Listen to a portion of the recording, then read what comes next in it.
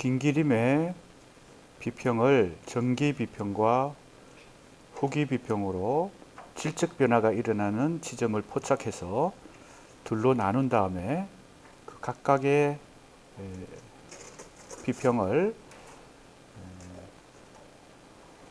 여러 가지 분석서로 분석해 보고 있는데요.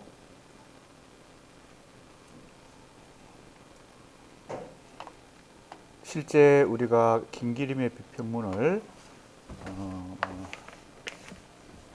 강의 계획서를 보면 공부하도록 되어 있는 작품이 적혀 있습니다.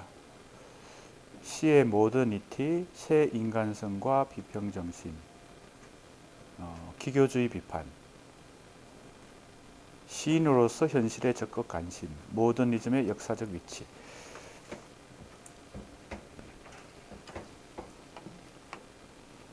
자, 그 부분에서 미리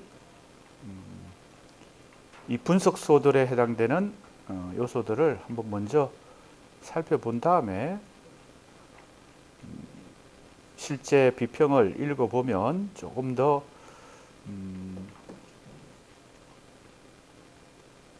이해하는 데 도움이 될 것 같습니다. 그래서 먼저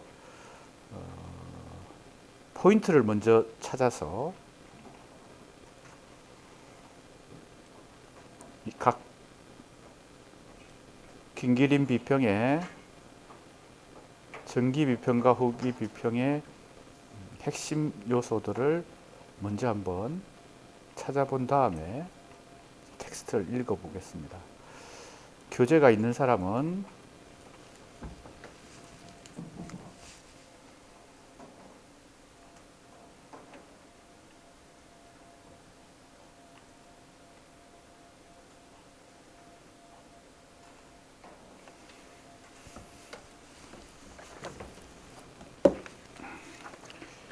시간 관계상 이제 텍스트를 읽을 때 조금 빨리 진행하기로 하고 이제 이렇게 하는 방법이 조금 더 우리 학생들에게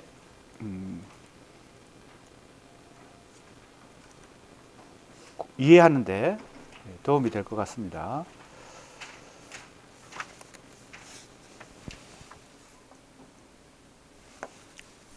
교재가 있는 사람은 90쪽입니다.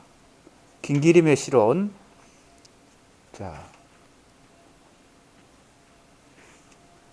첫 번째는 전기 비평인데요.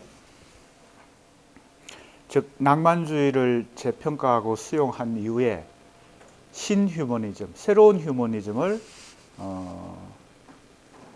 다시 받아들이는 그것이 1934년 11월경에 새 인간성과 비평정신, 제목이 조금 나중에 바뀝니다. 신휴머니즘의 탐구라고 했다가 나중에 새 인간성과 비평정신으로 바뀌게 되는데 바로 그 기준으로 이전의 비평입니다. 그래서 지금 이 대목을 보면 긴기림 전기 비평의 가장 큰 개념을 주지주의 실론이다. 그랬어요. 지성을 중심으로 하는 비평이다. 그리고 가장 큰 특징은 반낭만주의에 있다. 여기에 초점이 있습니다. 그리고 바로 이제 이 현실, 주체, 그죠? 지성, 원시적 감각 이런 걸 바로 분석서에 해당되는데 현실은 지금 어느 지점인지 그 그림을, 큰 그림을 염두에 둬야 되겠어요. 비평 연구의 좌표를 내가 나름대로 방법론을 재구성해서 긴기림에게도 적용하고 이마에게도 적용하고 박용철에게도 적용하려고 하는 거잖아요. 그 중에 유동적 현실은 어디예요? 그리고 미시적 주체, 지성과 원시적 감각 다 그 카테고리가, 즉 범주가 작품을 중심에 놓고 창작 과정에 있습니다. 창작 과정.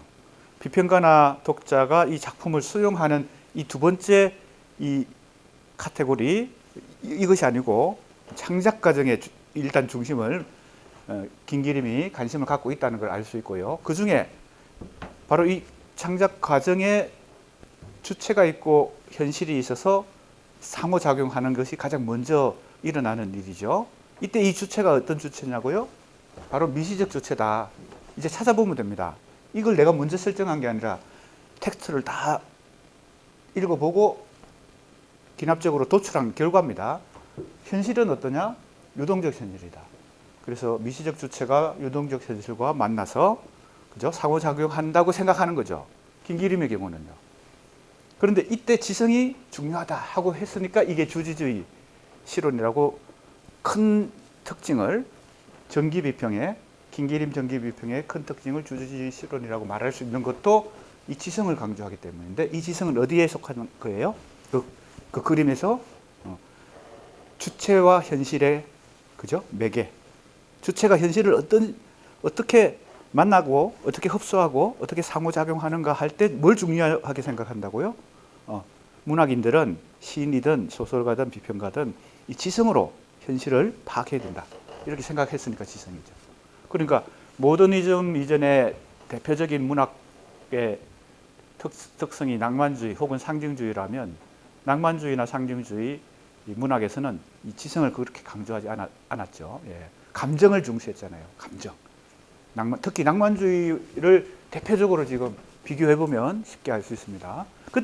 그러나 그 감정은 여러 번 얘기하지만 평범한 감정이 아니죠. 보통 감정이 아니에요. 상당히 우월한 감정. 그걸 영감이라고 부르는 것이죠. 영감은 인간이 자기 내부에서 발생시키는 것이라기보다는 그래서 뭐예요? 외부에서 오는 것입니다. 그래서 특별한 사람만 이 영감을 갖는 거죠. 영감이 떠올랐다 할 때 그 자기 힘으로 그게 만들어지는 거라면 누구나 천재가 되겠죠. 그래서 천재라는 말 자체가 뭐예요? 하늘이 준 재능, 그죠? 자기 힘으로 만든 게 아니란 거예요. 그러니까 낭만주의 문학관에서 천재 개념이 나옵니다. 그리고 그때 영감이라는 개념이 나와요. 그런데 이제 이 지성은 근대 이후에 인간들이 가지게 되는, 그죠? 바로 데카르트 이후의 근대인들이 가지는 가장 대표적인 정신 능력 중에 제1, 그죠? 우선시하는 게 뭐예요? 이성이잖아요. 그래서 이 모더니즘의 중요한 요소가 지성이 되는 것입니다. 사실은 주지주의라고 하는 이 용어가 일본에서 처음 사용한 거예요. 모더니즘 문학의 특성이 지성을 중심으로 한다고 해서 일본에서 모더니즘을 연구할 때 주지주의다 이렇게 말했던 것이죠. 그 특성을 이제 김기림이 유독 독창적으로 가졌다기보다는 이거는 서구에서 모더니즘이 수용되고 일본을 거쳐서 수용됐기 때문에 그 큰 틀에서 우리가 이해할 필요가 있습니다. 그 다음에 이게 이제 특징적 우리가 주목해봐야 될 부분인데 지성을 강조하면서 원시적 감각도 강조했다는 것은 뭔가 모순되는데 이것이 이 모순이 어디서부터 발생하는지를 살펴볼 필요가 있습니다. 자, 이제 다 읽을 수는 없고요. 주체에 대해서 지금 생각해 볼 수 있습니다.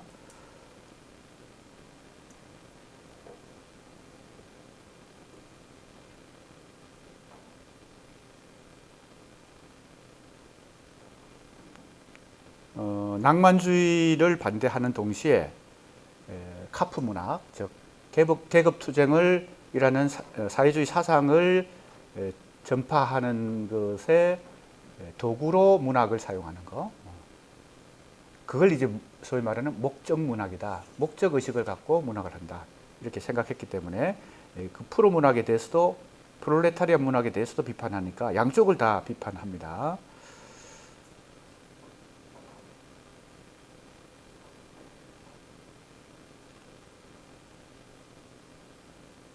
시민이라고 하는 개념을 처음에 주목합니다. 민중이란 말도 나오고요.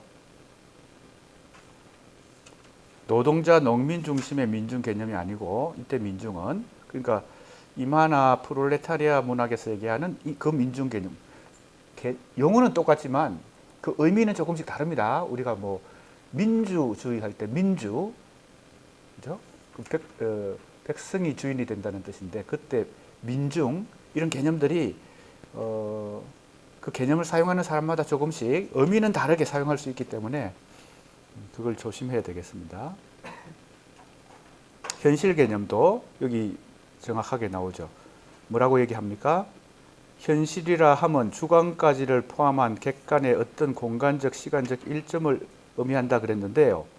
이 현실은 하나의 점이라고 표현했어요. 그러니까 이 현실 개념이 정치 경제적 현실, 보통 우리는 현실 그러면요 여러 가지 현실이 있는데 이것도 현실도 굉장히 다양하게 개념이 부여되잖아요.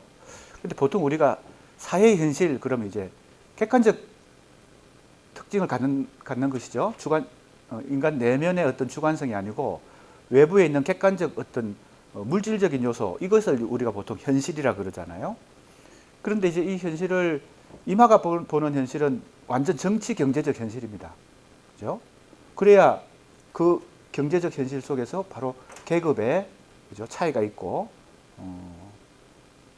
부르주아와 프롤레타리아 사이에 계급 차이를 극복하기 위해서 계급 투쟁이 필요하다. 이게 이제 사회주의 사상인데, 그렇기 때문에 그 이마가 말하는 현실은 정치 경제적 현실이라면 김기림은 지금 현실을 이렇게 정의하고 있죠.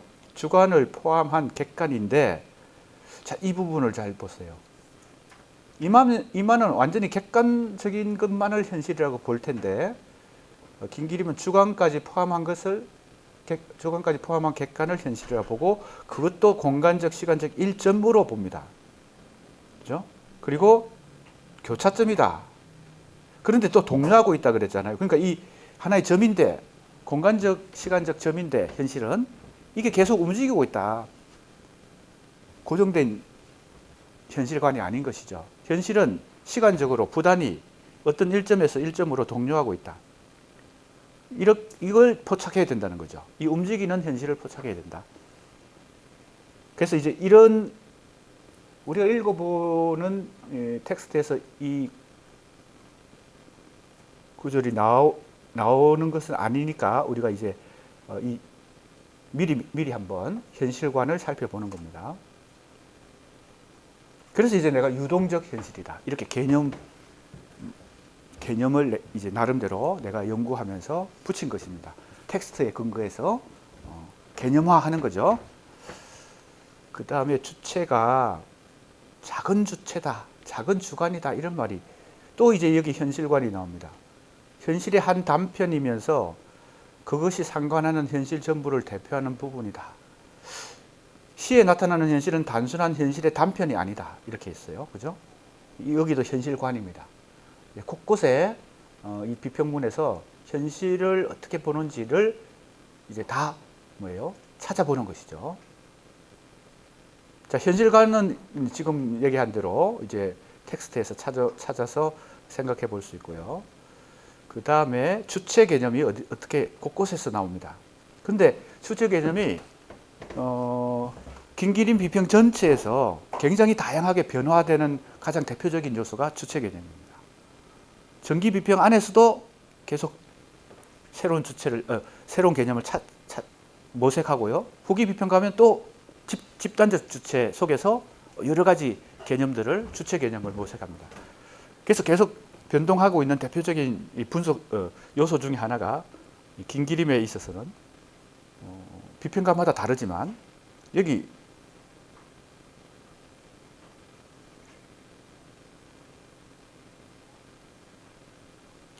전일적 자란 말이 처음 사용했어요. 전일적 자. 그래서 그들은 군중이라는 것의 매력을 느낀다 할 때 군중이라는 개념도 나와요.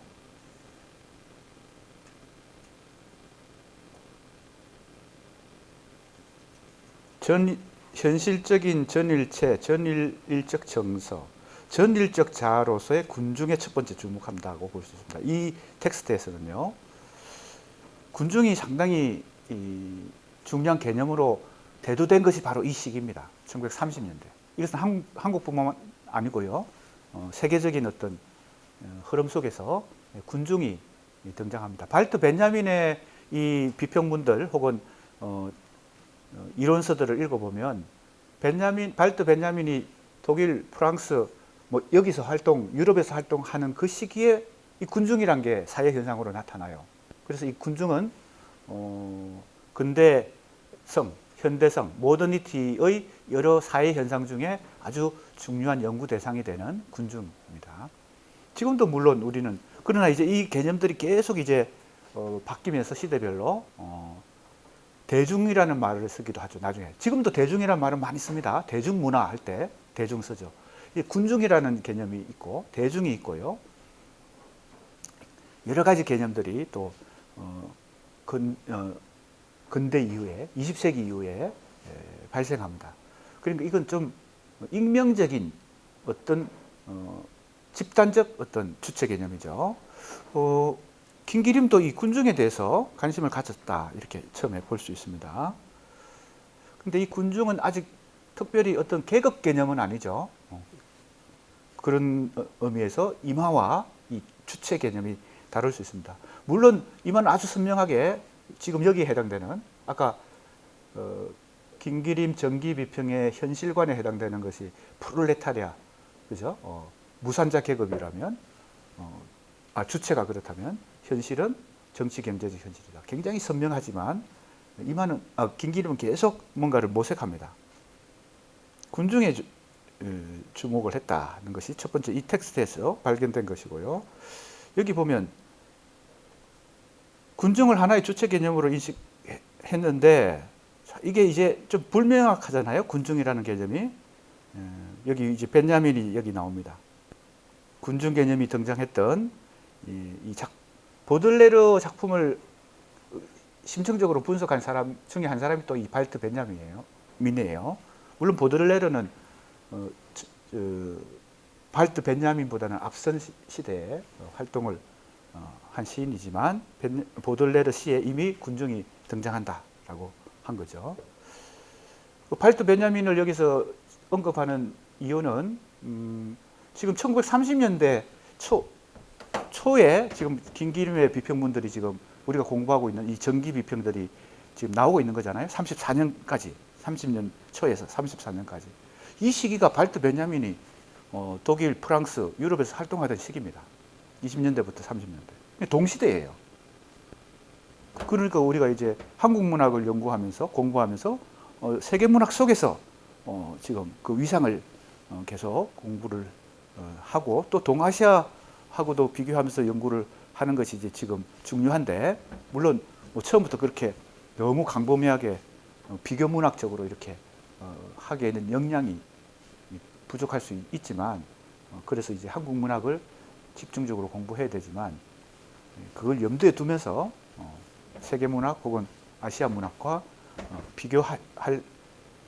해야 된다고 하는 그 염두에 두면서 공부를 할 필요가 있습니다. 자, 조금 여기서 넘어가고요. 민중 혹은 군중에 대해서 생각하다가 여기에 또 계속 모색을 하고 있는 걸 알 수 있습니다. 계속 변해요. 여기 보세요. 새로운 눈은 작은 주관을 중축으로 하고 세계 역사 우주 전체를 향하여 복사적으로 이동한다 했으니까 세계 역사 우주는 이게 아까 얘기했던 그 유동하는 현실이라고 요약해서 말할 수 있습니다. 세계도 현실이고 역사도 현실이고 우주도 현실이라면 이건 유동하는 것이죠. 그죠? 그런데 주체 개념이 여기서 작은 주관을 중축으로 한다는 말을 써요. 작다는 말을 씁니다. 전일적 자아라는 말을 썼다가 이제는 작은 주관이라는 말을 써요. 한 4, 5년 동안의 기간 속에서 계속 이게 바뀌는 거죠. 즉 모색을 계속하는 것입니다. 주체관에 대해서. 문학의 주체가 누가 되어야 되는지. 여기 작은 주관이라는 말이 나옵니다. 이게 굉장히 어떻게 보면 독자적이고 독창적인 부분일 수도 있습니다. 미시적인 주체 이 얘기하는 것은 포스트 모더니즘 우리 한국에서는 1990년대 와서야 이제 이 미시적인 요소들을 강조하게 되는데 물론 포스트 모더니즘이 세계 문학에서는 뭐 1960년대, 70년대 이미 발생했지만 한국에서는 90년대에 크게 바람을 일으키게 되거든요. 근데 작은 주관, 작은 자 이 얘기를 이미 하고 있다는 것이죠. 전통과 단절된 새로운 근대적 인간의 모습을 이 작은 주관, 작은 자아에서 찾고 있습니다. 예, 그래서 이것도 상당히 미시적 주체라고 이제 그래서 개념을 붙였습니다. 그런데 이제 나중에 후기 비평에 가면 바로 전체성의 실론을 주장하게 되죠. 뭐와 뭐를 결합해야 시가 전체에 도달한다고 생각했어요. 기교주의에 빠진 이 뭡니까? 모더니즘 시 아니면 한국 시 전체가 형식, 기교주의는 다른 말로 형식주의인데, 즉 형식이 너무 편향하지 치우쳤는데 내용이 부족하다. 내용을 여기에 다시 뭐예요? 갖다 붙이면, 그죠? 형식 플러스 내용하면 전체가 된다고 생각한 거죠. 그러면서 주체관도 바뀌겠죠, 당연히. 그때 주체관은 집단적 주체로 바뀝니다. 그래서 이 김기림의 이 문학관의 변화가 굉장히 파란만장하게 펼쳐진다. 임하나 박영철하고 비교하면 상당히 이 변화가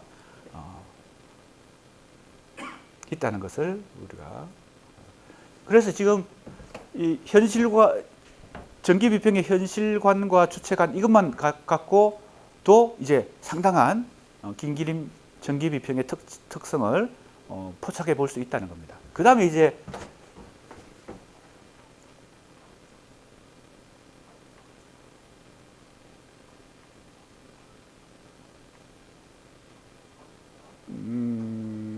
잠깐만, 우리 교재에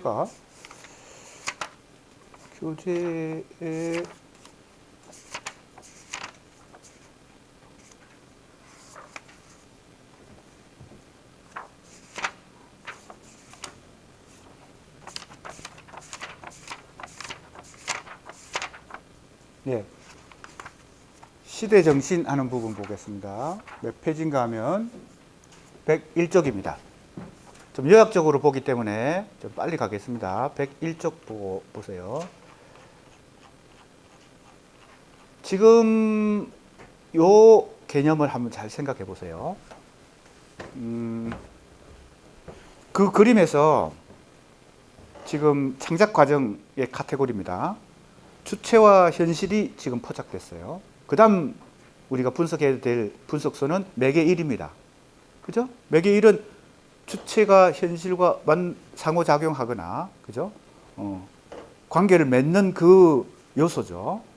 그 매개 1이 뭐라고 생각했는지, 김기림은 지성을 중시했는데, 자, 이 주체와 현실의 관계가 뭐가 되나 하면요. 내가 이제 지난 시간에도 설명했듯이 이게 문학이나 예술에서는 형식이 됩니다. 미안합니다. 내용이 됩니다. 주체가 현실과 만나서 어떤 사상을 갖거나, 그죠? 의식을 갖거나, 감정을 갖거나, 뭐 여러 가지 내용을 갖게 되죠. 그죠? 아직은 언어 표현 단계 전입니다. 그죠? 시인이든 소설가든 비평가가. 그래서 이게 내용이에요. 사실 매개 1의 영역이 다른 말로 하면 내용을 이루는 것이다. 그럼 이제 매개 2는 뭘까요? 이게 이제 작품으로 매개 2를 통해서 작품화되는 과정이잖아요. 이건 언어 표현을 창작 과정을 거치는 동안에 만들어진 매개이니까 이건 언어적 매개인데, 매개 1은 인식적 매개고 매개 2는 언어적 매개인데, 이 언어적 매개에 속하는 것이 형식과의 결합입니다. 물론 내용이 완전히 내용을 벗겨내고 형식만 있는 게 아니죠. 매개 2는 이미 매개 1을 전제로 매개 2가 작동하니까 매개 1, 즉 내용을 전제로 형식이 거기에 결합하는, 그죠? 내용과 형식의 결합이 일어나는 그게 매개 2라고 볼 수 있습니다. 분리시켜 얘기하면 매개 1은 내용이고 매개 2는 형식이다. 이렇게도 얘기할 수 있는데, 그래서 만들어지는 게 작품이에요. 그죠? 이 내 나름대로 이제 이 방법론입니다. 내 연구 방법론을 좌표를 근거로 지금 분석을 하는 것입니다. 자, 그게 뭐냐? 매개 1에 해당되는 그 내용이 뭐냐? 김기림이 전기비평에서 굉장히 강조하는 게 시대정신이에요. 시대정신. 김기림은 모더니즘 이론가이자 시인인데, 우리가 모더니즘 하면 너무 형식주의로만 생각하게 되지만, 김기림은 철저하게 시대 즉 역사적 개념 속에서 이 모더니즘을 생각했어요. 역사적 개념 속에서. 그래서 30년대 초에는 의미가 있었는데 30년대 중반이 되니까 이 모더니즘이 편향화됐다라고 이제 역사적 의의를 가치를 잃었다 이렇게 판단하는 것도 우리가 잘 알 수 있습니다. 진공 상태에서 문학을 생각하는 게 아닙니다. 근데 진공 상태에서 문학을 생각하는 사람이 누굴까요? 대표적으로 현실에 대해서 고려하지 않고 예술 자체만을 보는, 예술 자체의 속성만을, 그게 바로 박용철입니다. 박용철의 예술주의 비평입니다. 현실에 대한 역사적 고려, 시대적 고려 이런 것은 별로 없죠. 이거는 어떻게 보면 변하지 않는 본질적인 거니까, 문학과 예술의 본질이니까. 그게 이제 낭만주의, 상징주의 혹은 순수 문학 혹은 순수시 운동, 박용철의 이론 이렇게. 그것도 입장 차이가 있으니까 어느 게 더 가치 있고 어느 게 가치가 없고 이렇게, 그건 가치 평가는 각자가 해야 됩니다. 나도 나름대로 가치 평가가 있을 테고 우리 수강생들도 가치 평가가 있겠죠. 문학과 예술은 그러니까 정답이 어떤 누구에게도 다 공통적으로 정답이 있는 건 아니니까요. 입장 차이가 있고, 그죠? 문학관의 차이가 있으니까. 그래서 이 사람들도 1930년대 중반에 이렇게 논쟁도 하고 하잖아요. 그러나 뭐예요? 그냥 상대주의는 나중에 우리가 포스트 모더니즘 혹은 이제 해체주의, 해체 철학이 오면, 데리다의 해체 철학이 오면 상대주의적인 철학이 돼버리잖아요. 그런데 그렇게 너도 옳고 나도 옳고 누구나 옳다 이렇게 되면 논쟁할 필요가 없잖아요. 그런데 논쟁한다는 것은 입장 차이가 있고 문학은 다 정답이 없지만 그래도 어느 것이 더 우위에 있다. 경쟁을 하는 거죠. 그죠? 해석의 경쟁 혹은 문학관의 경쟁. 그렇게 볼 수 있습니다. 자, 시대 정신, 그 다음에 요게 뭐예요? 형식입니다. 매개입니다. 내가 이제 이걸 다 개념화해서 연구를 하고 있으니까요. 이때 공간적 형식이라고 말한 부분은 좀 생각해 볼 만합니다. 뭔가 하면요. 형식을 어떻게 생각했나 하면, 자, 시대 정신은 이해가 되죠?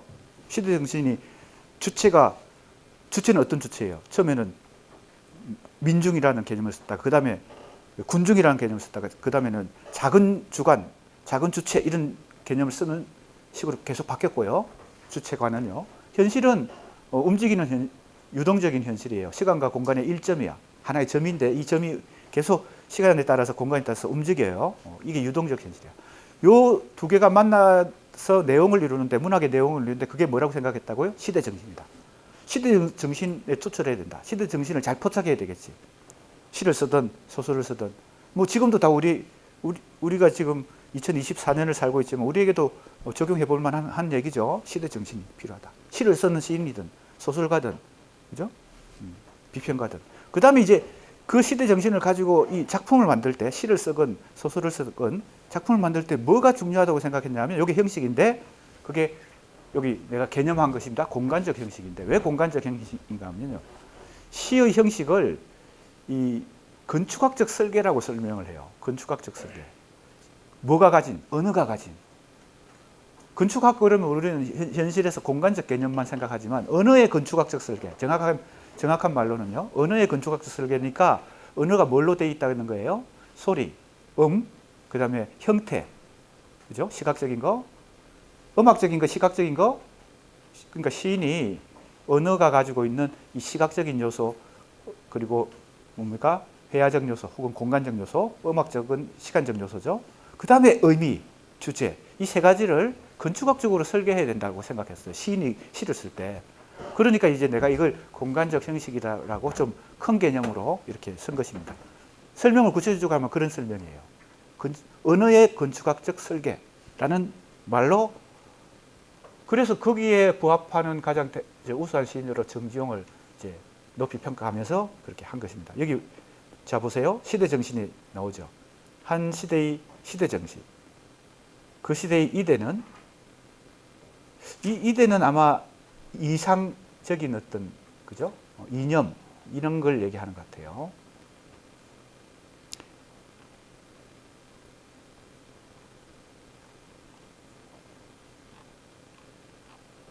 자, 이제 너무 자세하게 지금 하기는 어렵고 포인트만 그냥 한번 미리 확인하는 차원이니까 그 정도로 하고 넘어가겠습니다. 이제 우리가 읽어볼 텍스트에서 과연 그러한지를 다시 이제 검토해 보는 순서를 가지면 되겠습니다. 자, 이제 후기 비평이에요. 인간성을 받아들였어. 즉 낭만주의를 다시 수용했어요. 처음에는 일방적으로 낭만주의를 반대하다가, 그러면서 우리가 그 기교주의 논쟁 앞부분에서 공부할 때 뭐가 발생했다 그랬어요? 신휴머니즘, 인간성 이런 걸 받아들인다고 그랬어요. 그러면서 김기림은 모더니즘 시의 형식주의, 즉 기교주의, 형식주의를 자기 비판해요. 그 용어가 기교주의입니다. 그죠? 기교주의라는 말을 쓰면서 자기 비판을 하고 뭘 이제 목표로 삼아요? 전체성을 목표로 삼습니다. 이건 이미 여러 번 얘기했죠. 그러니까 후기 비평의 가장 큰 카테고리, 가장 큰 범주의 개념은 전체성의 실론이다. 전기 비평은 뭐였어요? 여기에 해당되는 게 주지주의 실론이라고 붙인 거죠. 그러니까 이제 개념화들을 가장 큰 개념, 상위 개념, 그다음에 그 아래 작은 하위 개념 이런 것들을 잘 이제 개념화할 수 있어야 이제 연구자들은 그런 게 필요하겠죠. 그다음에 휴머니즘이다. 왜? 이 자리에 뭐가 있었습니까? 반낭만주의가 있었죠. 전기 비평의 가장 핵심적인 전체를 지배하는 특성이라고 하는 것은 반낭만주의였는데 후기 비평에는 휴머니즘이 이 자리에 온다. 그 안에는 그 변화가 있는 거죠. 질적 변화가 그러니까 핵심적인 질적 변화를 여기다가 적어주고 이것은 전체 전기 비평과 후기 비평의 전체 특성을 얘기해주고 이제 바로 여기 다시 현실과 주체의 개념을 질적 변화가 일어났다는 것을 우리가 다시 확인할 수 있습니다. 다 기납적으로 지금 포착한 거예요. 찾아낸 거예요. 내가 막 내 머릿속에서 그냥 개념을 도출한 게 아니고 텍스트에서 찾아낸 것입니다. 자, 그러니까 현실이 이제는 시대적 현실로 더 좀 뭡니까? 구체적인 현실로 어떻게 보면 전기 비평에서는 움직이는 유동적인 현실 정도로 어느 정도 약간 관념적인 요소가 있었는데 이제는 굉장히 이제 구체적 현실에 눈을 돌립니다. 그리고 주체도 이제 집단적 주체가 되는 거죠.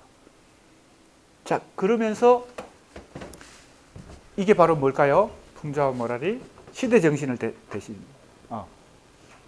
그 매개일에 해당되는 겁니다. 매개일. 집단적 주체가 현실을 그냥 바라보는 게 아니고 뭘 비판적 눈으로 보니까 풍자를 이제 풍자의 눈으로 봐야 되겠죠. 풍자라고 하는 거 잘 알죠? 풍자와 해악이 있는데 해악과 풍자는 대상을 희화화하는 것은 공통적이면 어떤 차이가 있어요? 해악은 동질감을 느끼는 것이고 풍자는 대상을 비판하는 차이가 있죠. 해악과 풍자. 공통점은 희화화한다는 공통점이 있습니다.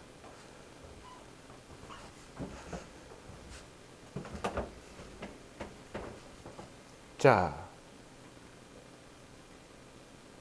신휴머니즘의 탐구. 원래 발표는 조선일보의 발표는 이렇게 이 제목으로 했는데 나중에 평론집에 실을 때는 새 인간성과 비평정신 이렇게 해요. 그러니까 같은 작품입니다. 제목만 이제 나중에 수정해서 책에 실기 때문에 이 제목에서 금방 잘 알 수 있듯이 새로운 휴머니즘을 중요하게 다시 받아들이는 것입니다. 현실에 대해서 여기서도 나타나는 요소가 있고요. 현실 개념에 대해서 여기 또 다른 텍스트들을 찾아서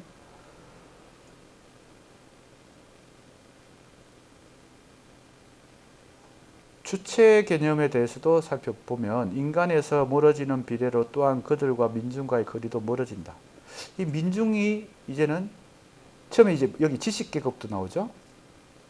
지식계급의 도회 집중. 그 다음에 민중과 거리. 자, 그러면서 새로운 이제 주체 개념을 계속 찾고 있다는 걸 알 수 있습니다.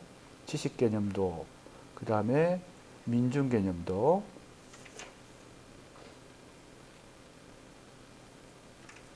그리고 새로운 인간성, 그리고 집단의 주체 개념. 여기 나오죠. 보세요. 리얼리 20세기적인 리얼리즘의 연옥은 지옥입니다. 연옥을 졸업한 더 강범하고 심오한 인간성, 자, 인간성이란 말이 나오죠.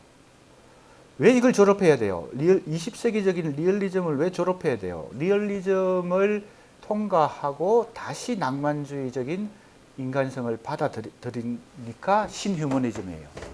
이전에 낭만주의가 주장하던 그 단순한 휴머니즘이 아니고 새로운 휴머니즘, 그래서 리얼리즘까지도 통과해서 그걸 흡수한 후에 다시 낭만주의를 결합시키는, 이것이 이제 김기림이 생각했던, 이마도 비슷하게 생각했죠. 그게 이제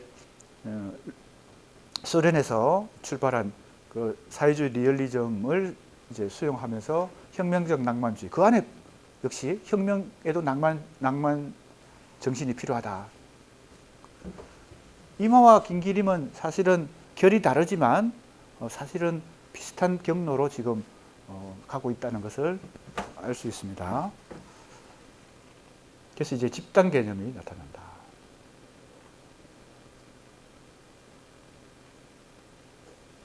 그런데 이제 그것을 집단 개념을 찾는, 집단적 주체를 찾는 그 정신은 낭만적 정신이다. 인간 정신, 이런 말을 해요. 인간성 다 이제 낭만주의와 연결되어 있습니다. 휴머니즘, 인간성 뭐 다 연결되어 있어요.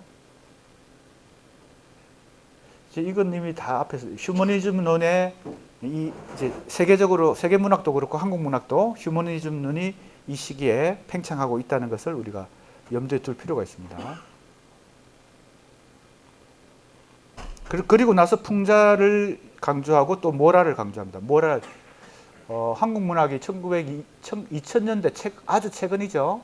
최근에 2000년대와 2010년대에 강조되고 있는 중요한 뭐라고 할까요? 정신 혹은 주제 중에 하나가 윤리성이 있습니다. 그 다음에 정치성이 있어요. 요즘 뭐 정치적 올바름 뭐 이런 얘기들이 많이 나오죠. 페미니즘도 있고 뭐 여러 가지 소수자 문제, 또 혐오 문제 뭐 이런 그리고 사회적 참사 이런 것을 경험하면서 윤리성, 정치성, 이걸 한국 최근 문학들, 지금 현재 진행되고 있는 문학, 2000년대, 2010년대 문학에도 문학의 윤리성, 정치성을 굉장히 강조하는 흐름을 갖고 있는데, 이 30년대 중반에 34년, 35년경부터 휴머니즘론이 뭡니까? 크게 유행을 할 때도 어떻게 보면 풍자 다음에 뭘 중요하게 생각하면 모랄론도 사실은 김기림 혼자 한 게 아니고 한국 문단에서 모랄론이 펼쳐집니다. 풍자문학론, 그 다음에 모랄론, 다 뭐예요? 윤리성을, 문학의 윤리성을 강조하는 것이죠.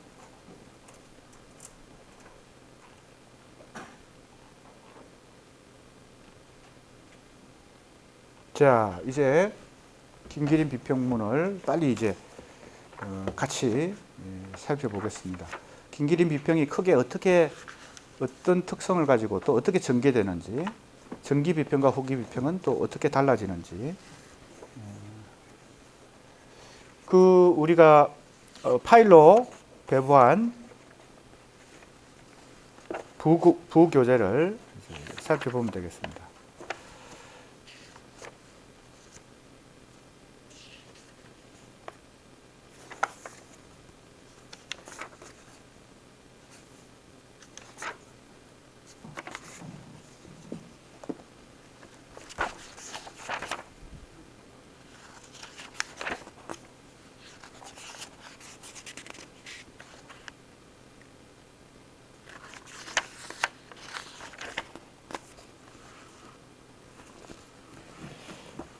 자, 나하고 페이지가 조금 다를 수 있는데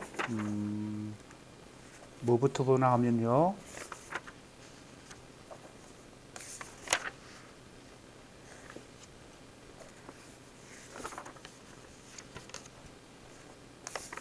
파일 있나요? 강민정, 파일 있어요?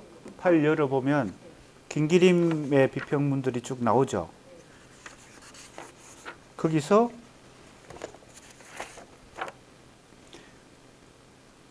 시의 모더니티가 있는지 한번 보세요. 몇 페이지예요?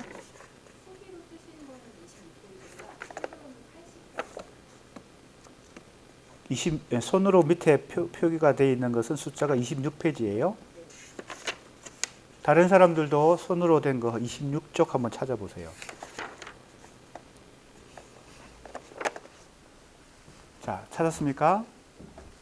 밑에 번호를 손으로 쓴 게 있습니다. 그 페이지로 서로 페이지를 확인하면 될 것 같습니다. 26쪽. 시의 모더니티.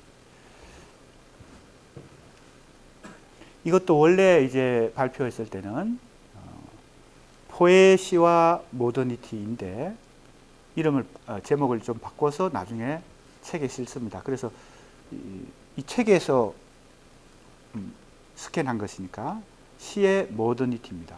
김기림 전기 비평의 모더니즘 비평의 출발을 잘 보여주는 그런 작품입니다. 자, 우리 핵심만 한번 살펴보고 또 넘어가겠습니다.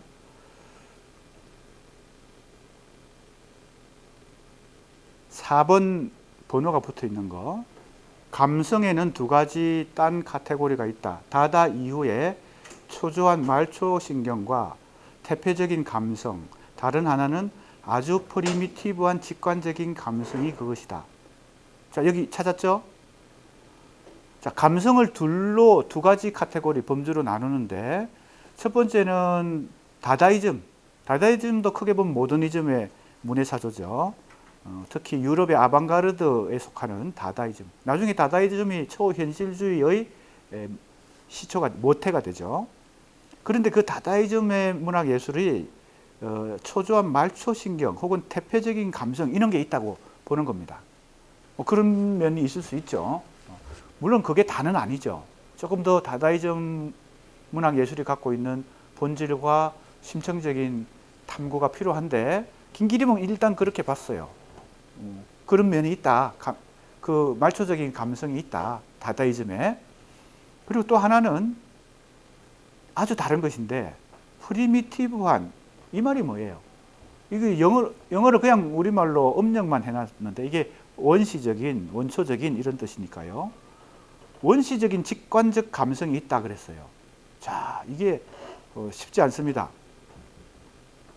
그러면서 밑에 보세요. 프리미티브한 감성은 새로운 관념, 인류의 재화를 찾아낸다 하면서 아주 긍정적으로 평가를 합니다. 이게 원시적인 감성이에요. 원시적인 감성, 프리미티브한 감성. 서구 문해사조 아방가르드의 흐름을 보면 이 야수파 같은 미술, 회화뿐만 아니라 문학과 예술이 이 원시적 감성을 추구하던 그 시기가 있죠. 그러니까 지성을 주로 강조하는 이 김기림의 모더니즘 비평 속에 뭐가 공존하나 하면 요게 이제 포인트인데 원시적 감성을 존중하고 중요하다고 생각하는 또 하나의 요소가 같이 공존한다는 것이 상당히 어떻게 보면 문제적일 수 있죠. 왜냐하면요. 공존이라고 하는 것은 공존 가능한 게 있고 공존 안 되고 충돌하는 게 있을 수 있습니다. 그러니까 A와 B가 그러니까 서로 상극인데, 서로 양극인데 같이 공존할 수도 있는데 이게 충돌할 때는 어떨 때 충돌할까요? 내가 볼 때 그 큰 그림 속에서 같은 위상을 차지하고 있는 요소가 충돌하면 이거는 논리적 모순이 됩니다. A도 주장하고 B도 주장할 때 A와 B가 서로 모순 혹은 양극성을 가질 때는 그건 하나의 이론으로서는 균열이 일어난 거거든요. 모순이 일어난 거죠. 근데 내가 볼 때 지성이라고 하는 걸 기본적으로 강조를 해요. 왜? 한국의 문학과 예술이 지성이 부족하다고 판단했으니까. 그건 우리의 상식에도 잘 이해가 됩니다. 그런데 프리미티브한 감성도 필요하다 이렇게 얘기했을 때는 이 두 가지가 같이 양극을 이루니까요. 그런데 이것이 내가 볼 때는 어디에 다 속하나 하면 매개 1에 속해요. 인식적 매개야. 그죠? 주체가 현실을 바라볼 때 지성이 필요하다라고 얘기하는 주장하고 원시적 감성이 필요하다라는 주장하고 그래서 내가 볼 때는 이게 모순을 일으킨다. 논리적. 근데 왜 이런 모순이 일어났을까? 김기림은 이 모순을 스스로 몰랐던 것 같아요. 왜 그랬을까? 1930년대 초에 한국의 문학과 예술이 서구의 모더니즘 문학이 전개되는 그 서구는 이제 20세기 초부터 이제 30년대 초까지 이렇게 계속 모더니즘이 전개되면서 그죠? 유럽을 중심으로 영미와 유럽을 중심으로 그러니까 이 원시적 감성이 필요했던 때가 있었겠죠. 그죠? 너무 지성만 강조하다가 거기에 너무 문명에 짓눌린 인간의 원초적인 어떤 생명력 같은 걸 회복하고 싶어하고 그리고 야수파 그림 같은 거 보면 원주민들 나체화들이 많이 나오고 하는데 그게 다 뭡니까? 원초적인 어떤 생명력 같은 걸 다시 회복하고자 하는 그 유럽인들의 그죠? 근대인들의 그 어떤 반발심 같은 게 있었던 거겠죠. 그런데 그게 1930년대 초에 한국의 김기림이 서구의 이 모더니즘을 수용할 때 이 순차적으로 그 짧은 상당히 긴 시간 동안 전개됐던 그걸 압축 수용하니까요. 그게 동시 수용을 하게 되는 것이죠. 이것도 필요하다. 한국 문학에 이것도 부족하다. 그런 생각까지는 어떻게 보면 지성도 부족하고 원시적 감성도 부족하다는 생각을 했기 때문에 둘 다 강조했겠지만 내가 볼 때는 이제 연구자가 평가할 때는 이것은 논리적 모순이 된다. 논리적 균열이 된다. 왜? 같은 지점이니까. 둘 다 지성도 갖추고 원시적 감성도 갖추고 이렇게 두 개가 충돌한다는 것은 모순이 있지 않나. 이렇게. 김기림은 아무튼 후발 주자인 한국의 문학과 예술이 서구를 따라가야 된다라고. 뭐 지금은 우리가 오히려 세계 문학의 중심에 지금 진입해 있다고 지금 노벨 문학상도 받고 그래서 지금 흥분하고 있는데 1930년대의 상황에서는 후발주자라고 생각하고 모더니즘을 받아들이는 입장이니까 우리한테 필요한 것들을 다 지금 강조하고 있는 것입니다. 자, 그 다음에 그래서 그 부분이 좀 한번 짚고 넘어가야 될 부분이다. 그 다음에 27쪽으로 와서 왼쪽에 보면요. 다섯째 줄. 로맨티시즘의 시는 감정을 추구하였다. 상징주의는 기분과 정서를 애무한다. 그러나 감정은 시의 본질은 아니다. 반낭만주의죠. 그죠? 낭만주의를 정면으로 비판하고 있습니다. 그 다음에 6장에 가면요. 좀 특이한 얘기를 해요. 자, 이 시의 모더니티니까 시의 현대성을 지금 주장하는 이 글이 정기 비평의 특성을 가장 잘 압축적으로 보여줍니다. 6번을 보면요. 무슨 까닭에 우리들의 기계는 아름다운가? 기계의 아름다움을 얘기합니다. 이게 좀 특이하죠? 기계의 미. 스위타스가 이렇게 말했다고 하면서 인용했는데 그것은 그들은 일하고 움직이는 까닭이다. 일하고 움직인다. 즉 역동적인 어떤 노동이 있다는 겁니다. 그 다음에 첫째, 우리들의 시는 기계에 대한 열렬한 미감을 갖게 됐다. 기계에 대한 미학입니다. 그 다음에 역동적인 미학이죠. 둘째, 정지 대신에 동한다는 것은 움직인다는 거죠. 셋째, 일하는 이런 거 노동행위입니다. 이걸 이제 단편적으로 그냥 번호를 붙여가지고 계속 이렇게 주장을 하고 있는데 이것은 뭘 받아들이는 걸까요? 서구 모더니즘 중에 혹은 아방가르드 다 통틀어서 이거는 미래파, 미래주의. 이 미래주의는 이태리 중심으로 발생했거든요. 주로 이제 기계, 속도, 근대 문명 이걸 찬양했어요.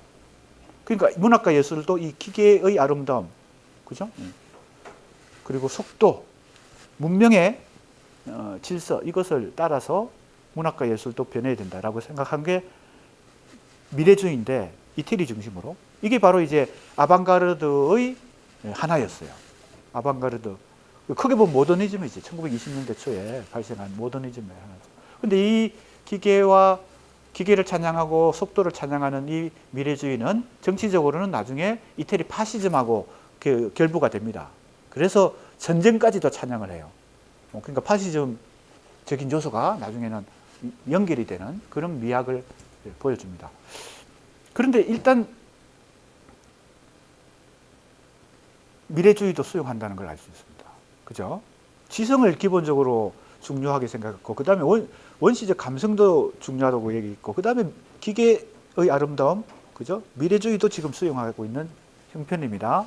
김기림의 이 문학관이 굉장히 복잡해요. 그러니까 모더니즘을 크게 보면 이미지즘과 아방가르드로 봤을 때 이미지즘도 수용하지만 아방가르드도 수용하는데 이건 시사 선택하는 것 같아요. 모든 걸 다 아방가르드 중에서 다다이즘은 지금 부정했잖아요. 말초적인 그리고 퇴폐적인 면이 있다 그랬잖아요. 그러니까 다 아방가르드 안에 들어가거든요. 다다이즘은 지금 부정했고 미래주의는 긍정했고, 그죠? 프리미티브한 감성도 긍정했고, 이렇게 지금 자기가 볼 때 필요하다고 생각하는 걸 취사 선택하는 것 같습니다. 자, 8번 보세요. 여기 아까 교재에서 살짝 살펴봤던 그 뭐가 나와요? 작은 주관이 나옵니다. 바로 여기에 이 대목에서 나옵니다. 27쪽 오른쪽 마지막 밑에 줄입니다. 찾았습니까? 지난날의 신은 나의 정신세계의 일부분이었다. 새로운 신은 나를 여과하여 구성된 세계의 일부분이다. 그것은 새로운 세계다. 낡은 눈은 현실의 어떤 일점에만 집중하는데, 그렇죠? 현실도 계속 유동하죠. 그러니까 그 고정된 현실만 보는 것은 낡은 눈이고, 새로운 눈은 뭘 중축으로 한다? 뭘 중심으로 한다? 작은 주관을. 이때 작은 주관이 나와요. 이 글이 언제 발표된 것인지 표시가 되어 있죠. 33년입니다. 신동아에 이 글이 발표됐으니까요. 이 작은 주관이, 그래서 이제 내가 연구를 하면서 이 평론에서 전기비평의 주체가 작은 미시적 주체도 있다. 물론 미시적 주체만 있는 게 아닙니다. 군중도 있고 민중도 있고 그래요. 굉장히 이제 여러 가지를 모색한다고 볼 수 있습니다. 그 다음에 28쪽. 지금 손으로 쓴 숫자입니다. 28쪽.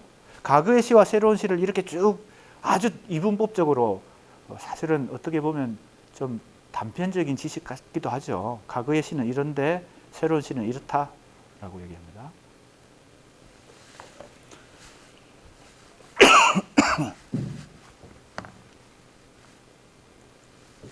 자, 이제 첫 번째,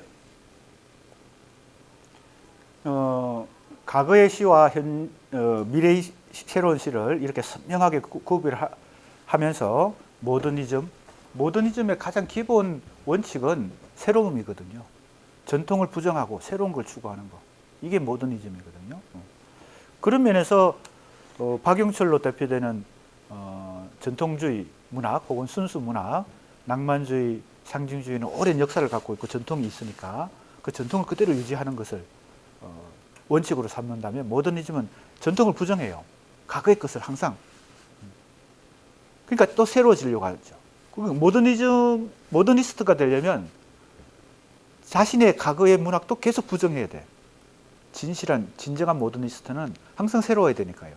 그러니까 모더니스트가 된다는 것은 굉장히 쉽지 않죠.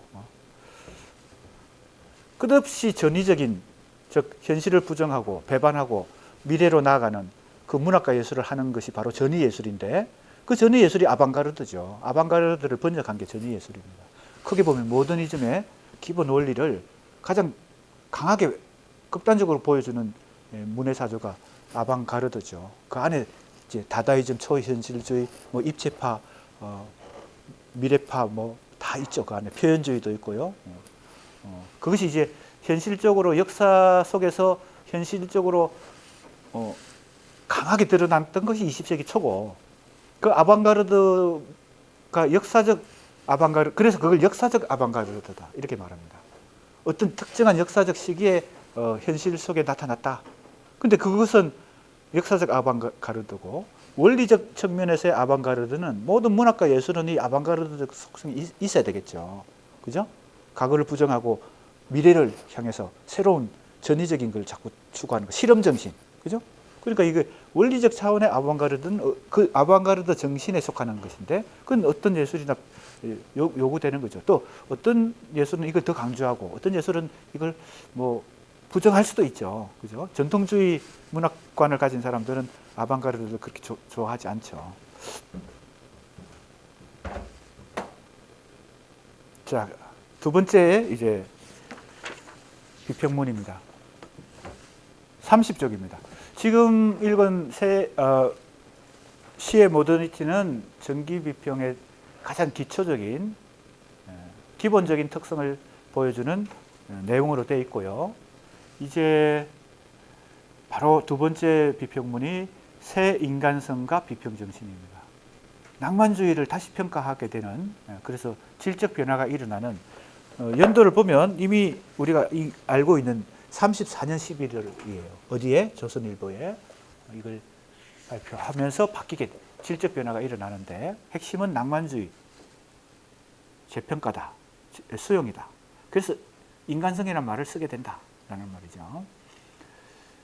모더니즘의 기본 원리 중에 하나가 반낭만주의 다음에 중요한 원리 중에 하나가 반인간주의입니다. 안티 휴머니즘, 안티 로맨티시즘, 이건 뭐 김기림이 주장한 게 아니고요. T.S. 엘리어트 같은 영미 이미지즘 혹은 크게 보면 모더니즘 시인들의 그 모더니즘 문학의 이론적 토대를 제공한 사람이 휴미라는 사람이 있습니다. T.E. 휴미라는 사람이에요. 근데 이 사람이 모더니즘의 원리를 굉장히 연구를 많이 했고 주장을 했는데, 바로 지금 얘기했던 그 원리들을 얘기합니다. 모더니즘의 기본 특성이 뭐냐? 반낭만주의고 반인간주의다. 그죠? 새로운 문학과 예술이 새로움을 추구할 때 인간성에 구애받지 않는 것입니다. 그죠? 인간성은 이제 아주 전통적이고 뭡니까? 휴머니즘에 속하는 것이니까요. 모더니즘 문학은 어떻게 보면 휴머니즘에서 벗어나요. 자, 그런데 이걸 다시 받아들이는 것이 그래서 제목에 새 인간성이라는 말을 쓰고 비평정신이라고 말합니다. 자, 역사적으로 이제 또 정리를 하고 있는데, 30쪽 오른쪽에 밑에서 7째 줄 보세요. 조선에서도 편내용주의, 공식주의의 풍미에 대하여 반발한 나머지, 자, 편내용주의 무슨 뜻입니까? 내용에 편중하는 거죠. 내용에 치중하는 거죠. 이건 카프 문학, 계급 문학을 주로 지칭하고 있는 것입니다. 편내용주의. 김기림이 모더니즘 이론을 펼치면서 비판한 대표적인 두 개가 바로 낭만주의하고 두 번째는 편내용주의예요. 바로 카프죠. 계급 문학도 비판하고 낭만주의 문학도 비판했어요. 그러면서 모더니즘의 뭡니까? 새로운 위치를 찾으려고 했던 거죠. 그것에 반발한 나머지 문학의 옹호가 그릇 형식 옹호로 되어버린 인상을 준 때가 있었다. 자, 카프 문학에, 즉 계급 문학을 반대하다가 보니까 마치 형식을 옹호하는 것처럼 이러한 경향은 또한 문명사적 근거가 있다. 근대 문명은 인간에서 출발해서 이미 인간을 무시하는 경지에까지 이르렀다. 자, 이게 바로 인간 무시, 이게 반인간주의죠. 안티 휴머니즘입니다. 이 근대 문명, 특히 이 근대 문명이 이런 속성이 있다는 겁니다. 아까 얘기했던 그 T.E. 휴미, 그 모더니즘 문학 예술이 갖고 있는 속성, 안티 휴머니즘 얘기한 것과 어떻게 보면 연결이 되어 있습니다. 조금 넘어가서요. 31쪽 왼쪽 왼편에 밑에서 7째 줄입니다. 이어코 세기의 색채로서 나타날 새로운 휴머니즘. 자, 이제 새로운 휴머니즘을 얘기합니다. 과거의 낭만주의가 아니에요. 그죠? 새로운 낭만주의 혹은 새로운 인간성, 새로운 휴머니즘을 지금 주장합니다. 이것이 이제 한국 문학에 필요하다. 이게 34년 11월이죠. 34년 11월. 33년까지만 해도 그죠? 아까 앞에서 얘기했던 시의 모더니티 이걸 주장하다가 이제 변화가 일어나고 있는 것입니다. 우리 아까 교재에서 읽은 대목이 여기 등장하네요. 31쪽 지금 내가 페이지 얘기하는 것은 다 손으로 쓴 숫자입니다. 31쪽 왼편에 밑에서 보세요. 이 새로운 휴머니즘을 어떻게 설명합니까? 20세기적인 리얼리즘의 연옥을 졸업한 더 강범하고 심오한 인간성의 이해 위에. 자, 인간성이라고 하는 게 사실은 리얼리즘도 낭만주의를 비판하고 모더니즘도 낭만주의를 비판하면서 자기 위치를 위상을 찾았는데 이제 이 비판당한 낭만주의가 또 필요한 시점이 됐다. 그런데 이 낭만주의는 과거의 전 시대의 그죠? 전 시대의 그 낭만주의하고는 다르다. 그래서 새로운 낭만주의, 새로운 휴머니즘이라고 말하고 그걸 리얼리즘을 통과한 이후에 다시 낭만주의를 수용한 것이다. 이렇게 지금 얘기합니다. 그리고 이렇게 얘기하죠. 집단은 20세기의 귀중한 발견의 하나다라고 하면서 집단 얘기를 해요. 뭐 여러 서구 문인들, 이론가들 많이 인용합니다. 여기 벌써 많은 사람들이 여기 오든 엘리어트도 나왔죠. 보세요. 90쪽 지금 읽은 바로 위에 영국에서는 그 어목한 엘리엇의 주지주의의 온상에서 자란. 그러니까 외국 문학, 특히 서구 문학, 영미 문학과 유럽의 문학들에 대한 소양이 기본을 이루고 있습니다. 그리고 그걸 계속 예를 들면서 한국의 문학에서 지금 어떤 게 필요하다라는 얘기를 계속해요. 그러면 영국에서는 어떤 현상이 일어났습니까? 지금 얘기하고 있죠. 어목한 엘리엇의 주지주의의 온상에서 자란 오던, 스펜드, 데이 루이스 등이 사회주의 신념을 들고 나왔었다라는 얘기를 지금 또 하고 있습니다. 이제 이런 세계문학의 흐름과 이제 을 참고하면서 한국 문학이 어떻게 가야 되는지 방향성을 지금 찾고 있는 거죠.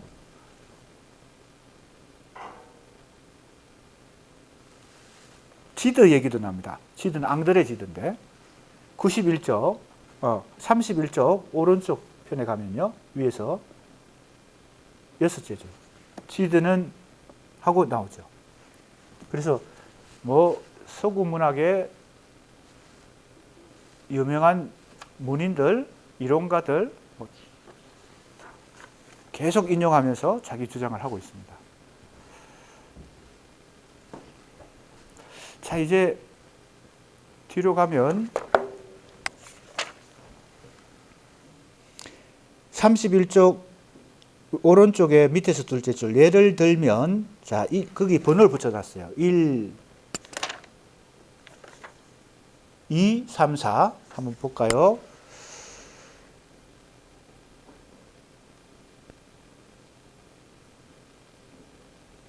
작가의 인간적 발전과 그 작품 활동의 발전 상호관계에 있어서의 작가적 성장의 고찰. 이걸 주로 연구하는 비평을 뭐라 그래요? 정기 비평. 그죠? 작가의 생활, 삶, 인간적 삶을 연구하고 그걸 작품과 연결시켜서 설명하려고 하는 거. 지금 비평가가 해야 될 일을 지금 1번부터 4번까지 지금 하나씩 나열하고 있습니다. 그래서 이제 이걸 정기 비평 혹은 이제 작가론 이렇게 말을 하기도 합니다. 작가론. 작가에 초점을 맞춰서 연구하는 거예요. 그 다음에 2번 보세요. 문학의 기술, 사고 방법, 내용에 있어서 시대성의 약속과 사회성의 제시, 제약의 제시. 이건 사회적 관점에서 문학을 또 연구해야 된다는 것이고 3번은요. 한 시대의 문학 활동의 건재에 흐르는 문학 정신의 발굴. 자, 이게 시대 정신에 해당될 텐데 아무튼 3번도 연구해야 된다. 4번 새로운 시대의 민감과 새로운 시대를 항상 민감하게 고려해야 된다는 것이니까요. 기본적으로 김기림이 생각하는 이 문학관들이 여기 잘 나타나 있습니다. 성견의 명에 의하여. 성경지명이라는 말이 있잖아요. 그러니까 예측을 잘해야 된다. 시대가 새로운 방향으로 어떻게 갈 것인가 예측을 잘해야 된다. 지금 우리 정치계에서 뭐 미국의 대통령 선거가 결과가 나오자마자 어떻게 해요? 앞으로 세계 정세가 어떻게 전개될 것인지 예측하고, 그죠? 대통령이 누가 되냐에 따라서 그게 달라질 수 있는데 이미 결과가 나오자마자 이제 예측하는 것과 것에도 예를 들 수 있습니다. 이게 이제 성견의 명에 의하여 오늘의 문학을 내일의 문학으로 항상 이제 미래의 방향성을 생각하는 거죠. 시대 정신에 맞추어서 미래의 한국 문학의 방향성을 생각하는 거. 이게 김기림의 비평적 과제였다 이렇게 생각할 수 있습니다. 지금 이 비평문을 중심으로 이제 낭만주의를 재평가하고 질적 변화가 일어나서 반낭만주의에서 이제 새로운 휴머니즘을 요구하는 단계가 된 거죠. 그 다음에 이제 세 번째,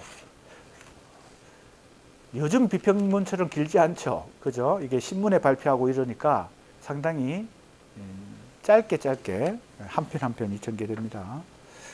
그 다음에 바로 기교주의 비판입니다.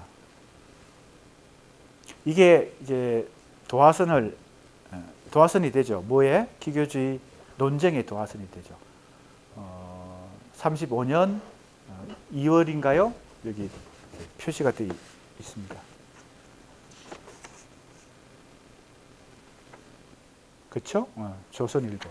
그러니까 새 인간성과 비평정신을 34년 11월에 발표하고 한 3개월 후에 다시 같은 지면에 조선일보에 이 기교주의 비판, 이걸 처음 조선일보에 발표할 때는 시에 있어서의 기교주의의 반성과 발전이에요. 그죠? 꽤 긴데 반성과 발전 이렇게 얘기했어요. 그러니까 항상 지금 현 시점에서 기교주의를, 즉 그 모더니즘을 기교주의라고 반성하고 앞으로 뭐가 방향성을 제시하는 거죠. 김기림의 비평적 관심은 항상 거기에 있었어요. 그죠? 앞으로 어떻게 가야 될 것인가. 그래서 여기에 이제 전체성의 시로 가야 된다고 이미 이제 미래를 제시하죠. 그리고 반성이 먼저니까 반성을 먼저 한 다음에 그 다음에 미래의 방향성을 모색하는 것이 순서니까요. 자, 이 굉장히 문제적인 한국, 어떻게 보면 한국 현대 비평에서 아주 중요한 비평문입니다. 왜냐하면 한국 비평의 현대 비평의 흐름을 바꿔놓은 것이니까요. 모더니즘, 리얼리즘, 그리고 전통주의, 순수 전통주의 문학이 서로 논쟁을 벌이게 되는 도화선이 되기도 하고, 스스로 자기를 반성하고 비판했다는 점에서도 상당히 의미가 있고 중요한 비평문입니다. 이제 오늘 남은 시간 동안에 기교주의 비판 공부를 해볼, 시간이 끝났네요. 네. 그럼 다음 시간에 요 기교주의 비판부터 공부하도록 하겠습니다. 수고했습니다.